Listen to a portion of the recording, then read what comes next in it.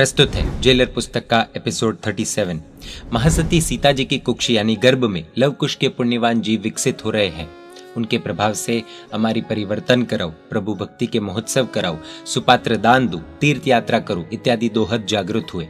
तीर्थ यात्रा के अतिरिक्त अन्य सभी दोहद तो रामचंद्र जी ने पूर्ण कर दिए। इसी बीच प्रजा ने सीता जी पर कलंक रखा कि दीर्घ काल तक रावण के घर में रह चुकी सीता जी को हम निष्कलंक कैसे मान ले, उनका सतीत्व शुद्ध कैसे हो सकता है।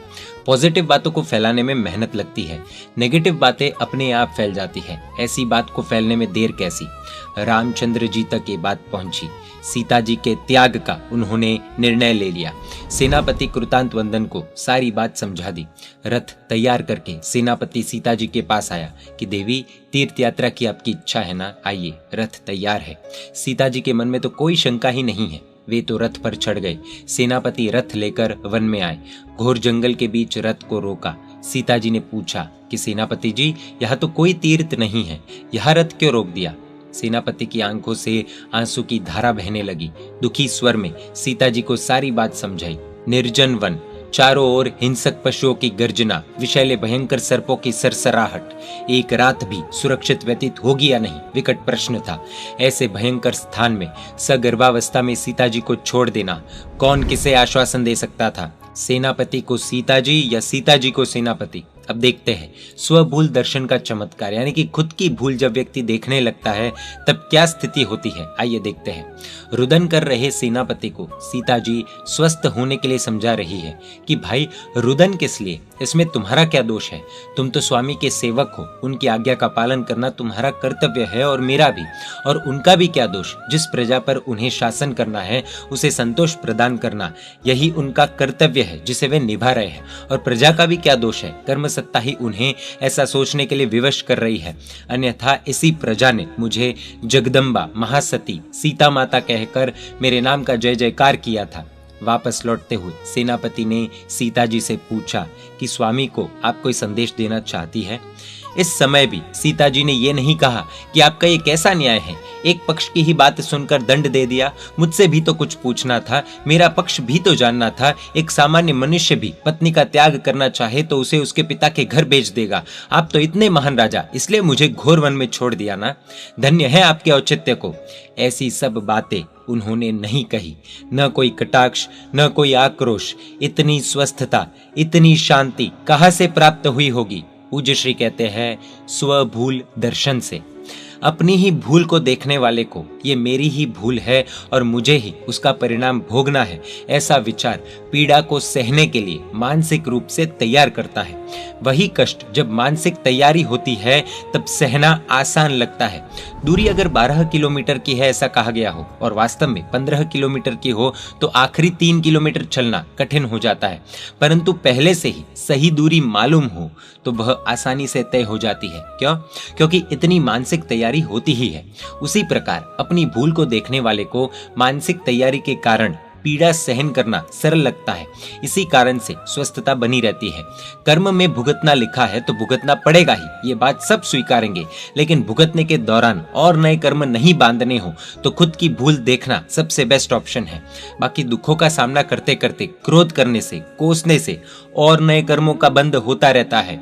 दूसरों का दोष देखने वाला उसके भूल की सजा मैं क्यों सहन करूं, ऐसे विचारों के कारण पीड़ा सहने के लिए मानसिक रूप से तैयार नहीं होता है। पीड़ा को टालने का, पीड़ा का प्रतिकार करने का ही उसका मानस होता है। और फिर जब पीड़ा टाली नहीं जाती है, ऐसे संयोगों में पीड़ा को टालने की अपनी इच्छा को और असफल होते देखकर उसका अहंकार आहत होता है। अपनी विवशता का अनुभव उसे होता है। ये सभी संयोग उसकी पीड़ा को अत्यधिक असह्य बना देते हैं। अपना काम भी टालने की इच्छा रखने वाली जेठानी को अगर देवरानी का काम करने को विवश किया जाए तो कितना असह्य लगेगा ना। असह्य पीड़ा सहन करनी पड़े तो अस्वस्थता और झुंझलाहट का अनुभव होगा ही। अपने कष्टों के मूल में दूसरों को देखने वाले को वह व्यक्ति शत्रु ही प्रतीत होगा। शत्रु के द्वारा दी गई पीड़ा को सहन करने को कौन तैयार होगा? और फिर भी सहन करनी पड़ रही है, अतः मन उसके प्रति और व्याकुल हो जाता है। शत्रुता, प्रतिशोध लेने की वृत्ति आदि तीव्र होती रहती है। अतः जब तक प्रतिशोध नहीं लिया जाता तब तक मन अशांत शांत रहता है। मन को कभी भी चैन नहीं मिलता। हमारी भूल तो भूतकाल की बात अर्थात जो बन चुकी है ऐसी बात बन गई है, अब उसमें कुछ भी बदलाव करना, अल्पता करना संभव नहीं है। इसीलिए उसकी सजा के रूप में जो भी भोगना है उसे कम करना हमारे वश की बात नहीं है। ऐसा मानसिक रूप से स्वीकार हो जाता है, अतः कष्टों को सहन कर लेने हेतु मानसिक तैयारी भी स्वतः हो जाती है। परंतु जो मनुष्य अपनी परेशानियों का मूल या कारण अन्य व्यक्ति है ऐसा मानता है, उसे तो दूसरों के विचित्र शब्द, विचित्र व्यवहार आदि वर्तमान कार्य ही अपने दुखों का कारण है ऐसा प्रतीत होता है। और इसी कारण से उस व्यक्ति की ऐसी प्रवृत्ति बंद हो या कम हो जाए तो अपना दुख भी दूर हो जाए या कम हो जाए, ऐसी संभावना लगने से उसे रोकने की या कम करने की इच्छा जागृत होती है और फिर उसके प्रयत्न शुरू हो जाते हैं। इतना करने पर भी जब वह व्यक्ति वैसी प्रवृत्ति को बंद नहीं करता और फलतः अपने दुखों का अंत नहीं आता, तब यह परिस्थिति असह्य हो जाती है। वो व्यक्ति अत्यधिक दुष्ट लगता है, अपना अहंकार आहत होता है। दुखों को, परेशानियों को कम करना यही लक्ष्य होने के कारण कम होने के स्थान पर जब दुख अधिक से अधिकतर होता जाता है, उसकी अवधि दीर्घ से दीर्घतर होती जाती है, तब वह अधिक से अधिक असह्य होता जाता है। इन सब कारणों से भी मन अत्यंत क्रोधित एवं परेशान रहता है। सीता जी तो स्वकर्म का ही दोष देखने वाली थी, इसीलिए वे पूर्णतः शांत और स्वस्थ थे। रामचंद्र जी के प्रति भी न कोई रोष न कोई फरियाद। पूज्य श्री कहते हैं कि स्वकर्म दोष देखने का तत्काल प्राप्त होने वाला ये लाभ भी क्या कम है कि उस लाभ को गवाकर हम दूसरों के दोष देखने की मूर्खता करें। सीता जी अत्यंत भव्य संदेश रामचंद्र जी को भेजती है कि स्वामीनाथ, प्रजा की बात सुनकर मेरा त्याग कर रहे हो, कोई बात नहीं, आपको मुझसे सवाई सीता मिल जाएगी और इससे आपका मोक्ष भी रुकने वाला नहीं है।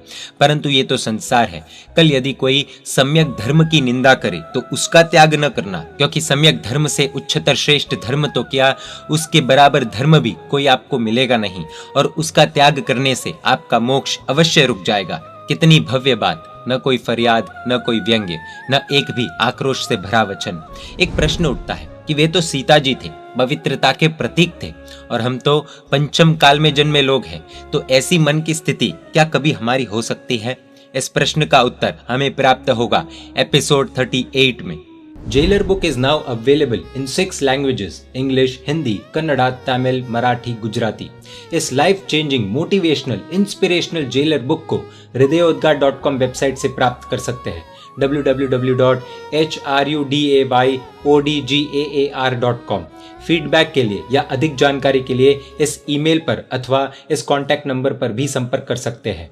जैन मीडिया पर ऐसे वीडियोस आते रहेंगे। देखने के लिए आपको Jain media YouTube channel subscribe कर नोटिफिकेशंस के लिए बेल आइकन प्रेस करना होगा। आप हमें फेसबुक और इंस्टाग्राम पर भी फॉलो कर सकते हैं। परमात्मा के आज्ञा विरुद्ध कुछ भी कहा हो तो मिच्छामि दुक्कडम। जय जिन शासन, जय महावीर।